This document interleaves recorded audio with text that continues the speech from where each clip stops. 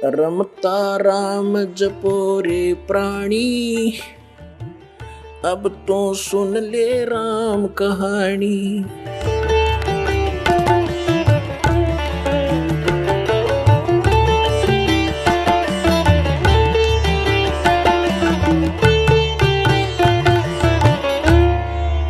परमात्मा हमें याद दिलाते हैं कि ये मनुष्य जीवन बच्चों बड़ा मुश्किल से मिलता है, और मनुष्य जीवन मिलता है तो इसमें कुछ सुविधाएं भी अधिक होती हैं,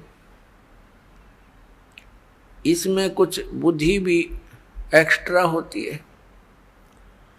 हम उस बुद्धि को जहाँ प्रयोग करना था वहाँ प्रयोग ना करके हम इस काल के इसी लोक में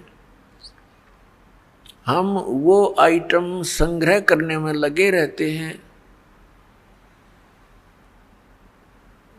जिनको हमने यहाँ छोड़कर जाना होता है। बुद्धिमान व्यक्ति उन वस्तुओं को विदेश में कभी संग्रह नहीं करता जिनको वो अपने स्वदेश नहीं ले जा सकता। उसका यूज क्या, बेमतलब पैसे खर्च कर वहां दर के आने का। तो ऐसा काम वही कर सकता है जो कति अज्ञानी हो। अपने आत्मा हम सबको मालूम है कि हम जो भी कोठी बंगले संपत्ति इसको इकट्ठा करने में आजीवन लगे रहते हैं, ये हमारे साथ नहीं जाती। और जो वस्तु साथ जानी है उसकी तरफ हमारा ध्यान विशेष नहीं, और किसी पुण्यात्मा की पूर्व जन्म की प्रेरणा अत्यधिक है, वो चलता है परमात्मा के पाने के लिए, तो काल ने जगह जगह पर ये काल के दूत संत बैठा रखे हैं। कोई गुफा में बैठा है, कोई गांव के गोरे धूना लाए बैठा है, कोई कहीं खड़ा है, कोई कहीं आश्रम बना करके गुमराह किए हुए हैं। तो काल ने उनका वैसे जीवन यूं नष्ट करवा देना है। तो इस सारी समस्या का समाधान करने के लिए, अपने बच्चों को तत्व ज्ञान देने के लिए वो हमारे परम पिता इस काल के लोक में आते हैं। पुण्यात्माओं, परमेश्वर ने आके बताया है कि मनुष्य जीवन प्राप्त करके जो नहीं रटे हरि नाम, जैसे कुआं जल बिना फिर बनवाया क्या काम। जिस कुएं में जल नहीं वो कितना ही सुंदर हो, कैसी उसकी बढ़िया कंस्ट्रक्शन कर रखी हो, और जल है नहीं तो उसका नाम कुआं अवश्य है, गुण कूप के नहीं है। ठीक इसी प्रकार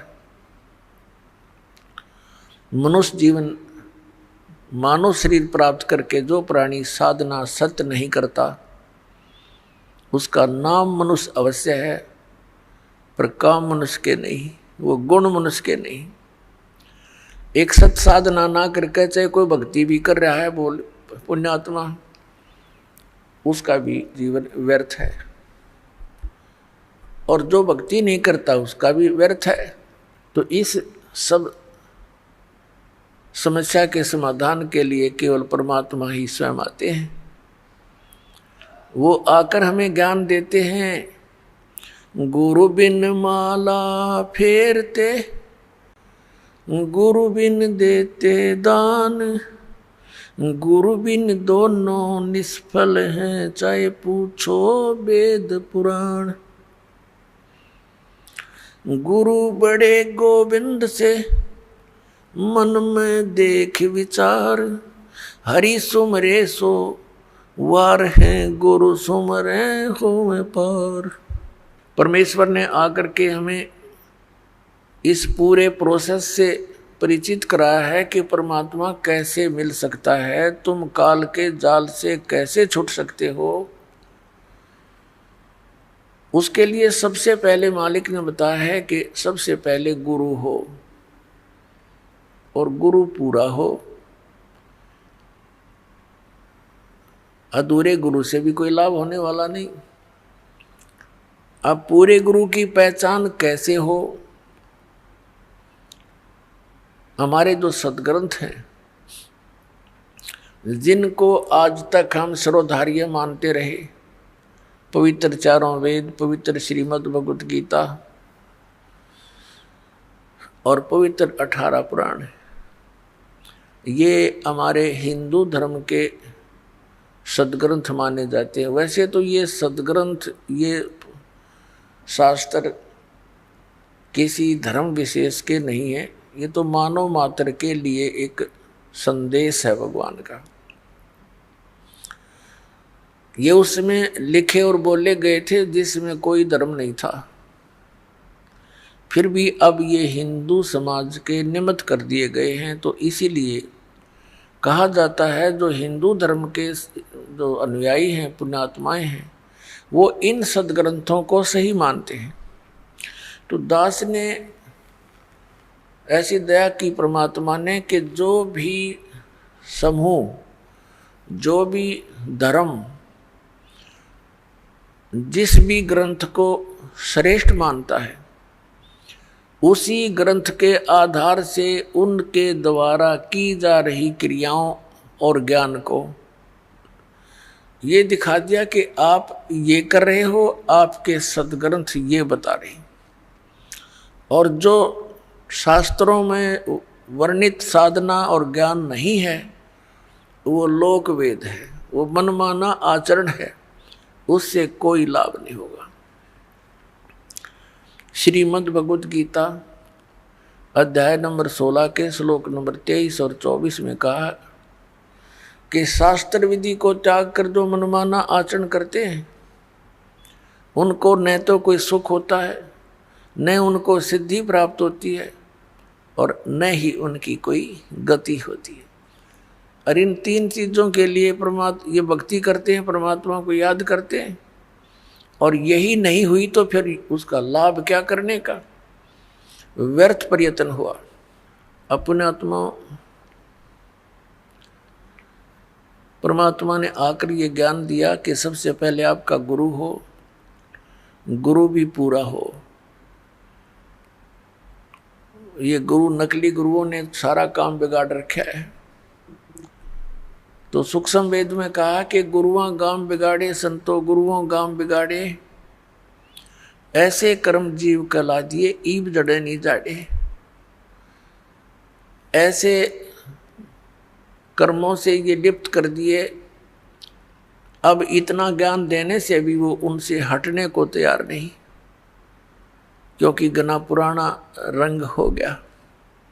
तो पुण्यात्मा, परमात्मा जब यहाँ आए, छोटी से 5 वर्ष की आयु में ही वे अपना इस यथार्थ ज्ञान का प्रचार करने लग गए थे। उनके ज्ञान के सामने बड़े बड़े ऋषि, महर्षि, मंडलेश्वर सभी परास्त हो गए थे।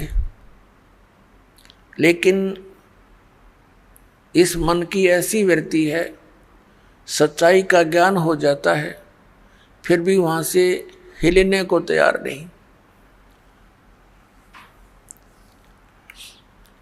एक बार ये दास नगर नगर में, शहरों में सत्संग करने लगे थे। भक्तों ने सब मिलकर के एक स्कीम बनाई थी। सन 2003 में हमारा एक एपिसोड तैयार किया गया था परिभाषा प्रभु की, और उस आस्था चैनल के ऊपर उसको चलाया गया था। वो 6 महीने चला था। ये सभी संत और पंथ बौखला गए। इन्होंने उस आस्था चैनल के मालिक को इतना दबाव दे दिया कि इस प्रोग्राम को बंद कर दे, नहीं तो हम अपने सभी प्रोग्राम वापस ले लेंगे। ये तो अंडरस्टूड है, ये जहाँ ये चलेगा उनका तो चल ही नहीं सकता, फिर कोई सुना है कोई नहीं उनने। तो उसने मजबूर हो करके हमारा प्रोग्राम बंद कर दिया। समस्या आई भी, परमात्मा का संदेश उसके बच्चों तक जाना था, निकाल के दूता ने टांग अड़ा दी। फिर नगर नगर में स्कीम बनाई, नगर नगर में जाके प्रचार करें, पुस्तक बांटें और सीडी बना के दें। ये कार्यक्रम शुरू किया तो उसमें भी विरोध पैदा कर दिया। नगर नगर में फिर झगड़ा करने के लिए आने लगे। तो जब ये दास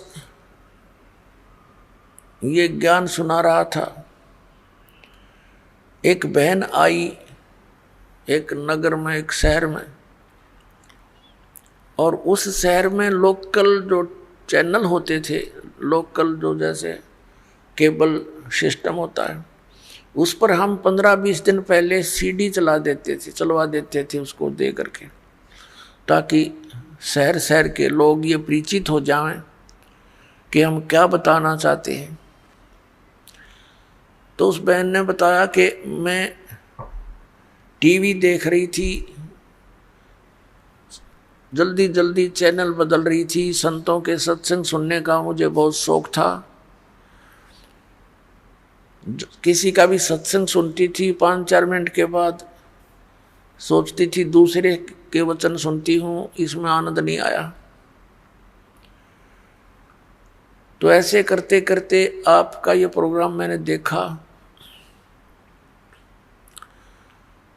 एक बार शुरू हुआ तो 1 घंटे की सीडी थी, वो कहने लगी 1 घंटे तक मैं कभी देखूं, कभी मुझे गुस्सा आवे कि ये ब्रह्मा विष्णु महेश के बारे में क्या बोल रहा है, और जब प्रमाण दिखाए जा, क्योंकि मैं उनको पढ़ा करती थी, मुझे याद भी था और मेरे पास वो रखे भी थे।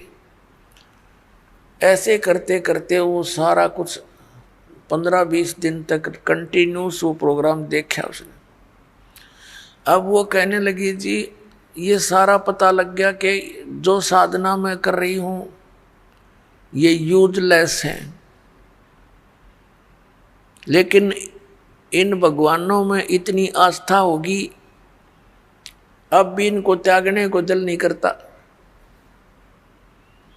बता, ऐसे रंग गए हम इस रंग में, ये पता लग गया कि इन भक्ति से कोई लाभ नहीं, और आजीवन कर ली, इसलिए उसमें ऐसे रंगे गए। तो आज इस दास के सामने इतनी प्रॉब्लम आई है, लेकिन परमात्मा ने दया करी, अपने बच्चों को शिक्षित कर रखा है। परमात्मा का कोई भी कार्य त्रुटि युक्त नहीं होता। आप सुन रहे थे जगत गुरु तत्वदर्शी संत रामपाल जी महाराज जी के मंगल प्रवचन। अधिक जानकारी के लिए विजिट कीजिए हमारी वेबसाइट www.jagatgururampalji.org। संत रामपाल जी महाराज जी के शुभ आशीर्वाद से पूरे विश्व भर में 500 से भी ज्यादा नाम दीक्षा केंद्र हैं, जिन पर संत रामपाल जी महाराज जी द्वारा ऑनलाइन निशुल्क नाम दीक्षा दी जा रही है। अपने नजदीकी नाम दीक्षा केंद्र का पता करने के लिए संपर्क करें 8222880541।